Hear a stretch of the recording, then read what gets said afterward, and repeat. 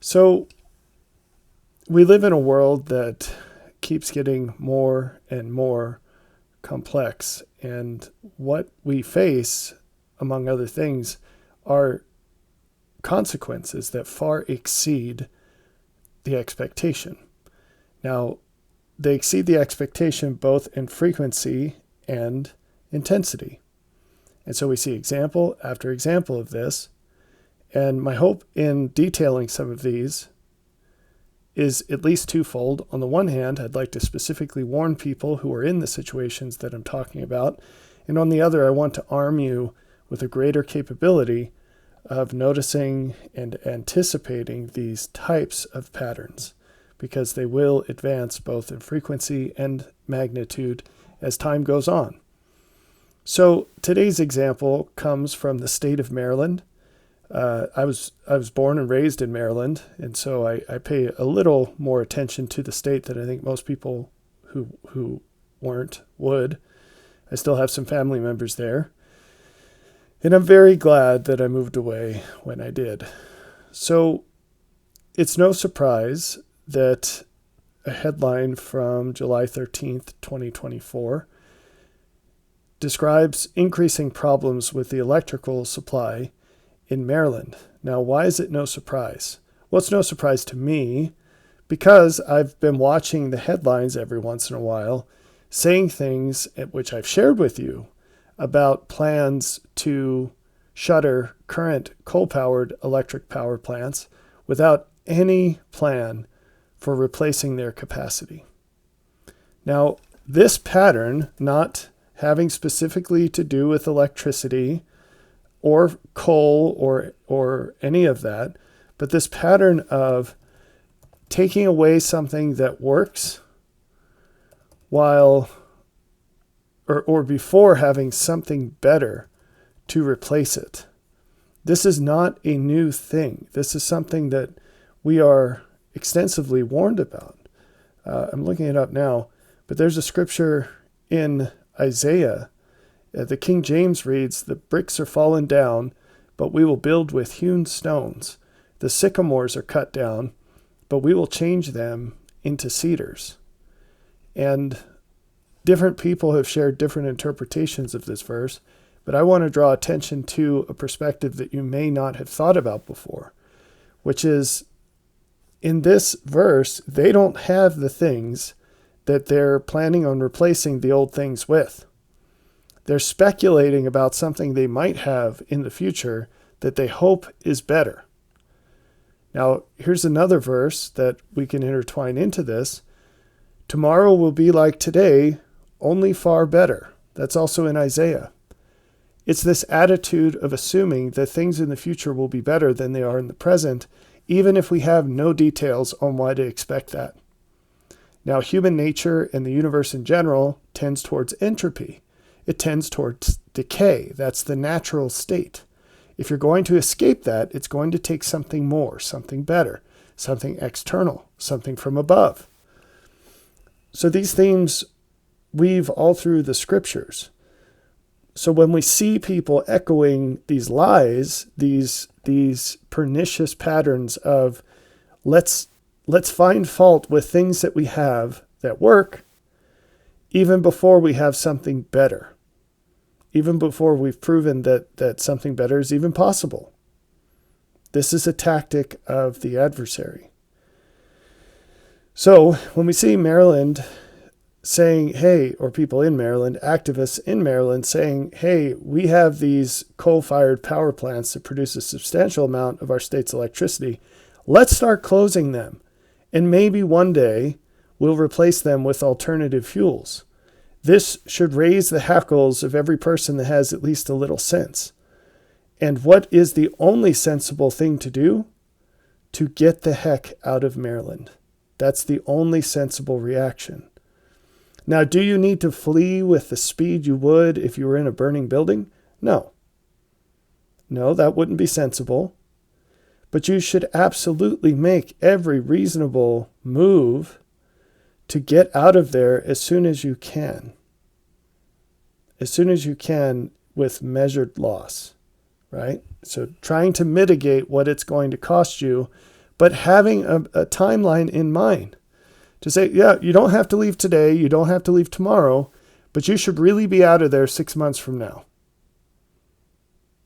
And I think you'd be hard-pressed to make a case for longer than that unless you've got some enormous payout coming at 8 months. Like you've been selling your business and you're already in due diligence, you've got an offer, and so you can pretty well guarantee it'll be less than a year. And if you leave before that, you're going to lose everything. Well, okay, fine, right? But for a normal person in any kind of normal situation, it's time to put your house on the market.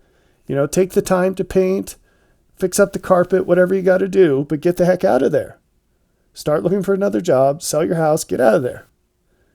Why? The article talks about it. Currently, today, Maryland consumes 40% more electricity than it generates. Okay, no big deal. We're all friends, right? Maryland can just buy its electricity from elsewhere. Well, if you know people who live there, you know that their electric bills have skyrocketed in the last few years. And Maryland is not the kind of place you want to live without air conditioning. It's really humid. It gets really hot in the summer. It gets cold given the humidity in the winter. And people don't really have wood stoves. And so it's an expensive place to live. Now, their politics and taxes and not prosecuting people that are shoplifting, and the cops in Baltimore haven't responded to emergency calls for thugs doing things since the riots they had there. I don't remember when that was, 2014 or something. Ever since then, cops just won't come. Somebody could be stealing your car, they won't come, right? They could be robbing you, they won't come. And so the writing's been on the wall for quite some time, but if you needed a linchpin, here you have it. This should be the straw that broke the camel's back for any camel with any common sense. You really need to get out of there. Because that 40%, it's not just about what your electric bill is today, it's about what it's going to be in the future and how you will be entrapped and your options will be far more limited in terms of your ability to sell your house and the hustle with which you need to leave later. Now is the time. There is no general excuse for delaying it any longer. You might have specific circumstances, but it's doubtful. So I said how in Isaiah you have this warning not to be the kind of person that says tomorrow will be just like today, only better. Well, here's some data from this same article. It's going to get worse. That's a long story short. And we already know it. You don't have to be a clairvoyant to see it. The companies who run the coal power plants have publicly stated they're shutting them down. I don't remember exactly how many are left. I think there are 4. But let's read this. Coal-fired generating plants had historically supplied more than half the state's power, but coal's share has been below 50% since 2012 and was about 12% in 2022.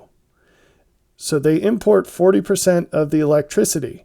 And hilariously, 22% of that is from coal power plants in other states.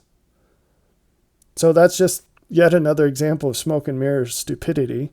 But they say of the remaining power plants, the 2 largest ones will be shut down by 2025. The smallest one will be shut down later this year. So we're told right here, electric prices will absolutely go up. Can't predict exactly by how much, but like it says, if already 40% is imported, and what was it, 12% is still coming from coal within the state, that 12% is going to be gone by 2025. And one of them will be gone this year. So do you want to keep paying more and more for your power bill? And for most normal people, it can be as high as $700 a month right now. It's going to get worse. But it gets even worse than that. Okay? They're building data centers. A lot of businesses are using AI. And those use much more power-hungry chips. So demand is going to continue to increase. Plus, there are tons of illegal immigrants flooding into Maryland. What do you think is going to happen? They all are going to have power use. So demand's going through the roof. And it gets even worse than that. That's still not as bad as it actually is. It doesn't paint the picture bad enough. And why, what's the next thing that we need to talk about? Well, like I said, there's no plan to put any new power plants online. And to me, this is the kicker. The state has already notified that they intend to ration electricity. Okay? Now, if you're a normal person, that sounds as crazy as it gets, as unlikely as it gets. But that's just because you're not informed. If you want to see where this is going, you need to look at South Africa. South Africa used to be the most prosperous country in the continent of Africa, and there are a lot of countries there. And it was by a long shot. The runner-up wasn't even close. And what happened there? Well, they put inept people in charge of the utilities and the government. And fast forward a few years, they have not had reliable power for years. And their economy has tanked.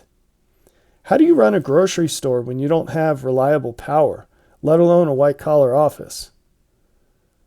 So every company there has a generator now. They use massive amounts of fuel to run those generators. Of course, generators need maintenance. They break all the time. Every hour you use is one less hour you'll get out of it.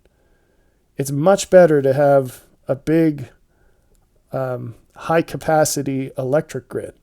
That's a specialization that yields massive savings. When you break it down to the local level where every store has to handle that, it costs a fortune. And so all the prices go up. It really hurts things.